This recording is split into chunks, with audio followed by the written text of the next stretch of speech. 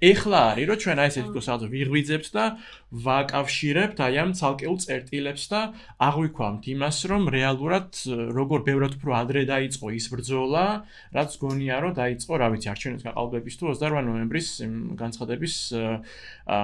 მერე ხო იმიტომ რომ ის დემოკრატია რომელიც ეხლა ვითომ განიცდის უკუსლას და სადაც რეალურად რა თქმა უნდა პირველ რიგში აი ამ ჯარიმებით იმით ამითი ან იგივე მთელი ამ კანონებით ხო რომელიც ეხება სამოქალაქო სექტორს და მედიებს და ამ შემდეგ ურტყამს იმ ხალხის რესურსებს ვისაც რაღაცა კიდე ება და ქონდა იმისი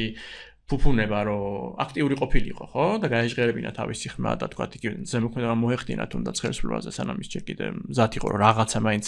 შეესმინა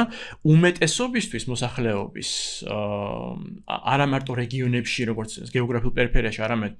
თბილისშიც ვინც არ არის თლათ ესე დალხენილ მდგომარეობაში იმათვის აი ეს რაღაცა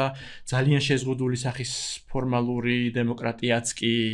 არ არსებობდა, ხო? თავდადანებოდ სამუშაო ადგილებზე რო საერთოდ მართლა ავტორიტარიზმი იყო, ანუ არც მიშას დროიდანვე, ანუ ოცნებას არც მოულაღებია, ასე ვთქვათ, ხო? ეგ ჭანჭიკები ხო და ამიტომ ხო, ანუ ჩვენ თვითონ გვიწევს ახლა იმაზე დაფიქრება რეალურად როგორ აი ჩვენ დღეს საბრძოლოსაც გავდივართ როგორ მაგისი ნაწილი და მაგისი მედროშეები, მაგისი ავანგარდი იყო სვანეთში, რასაც შვრებოდნენ, ხო? ბანკიში, ანუ რა ვიცი, შუქრუთი, კაზრეთი, ან რაც არის, ხო? ეს უამრავი კერა, რომელიც ანუ შეიძლება ვერც ჩამოთვალოთ ბოლომდე, ხო?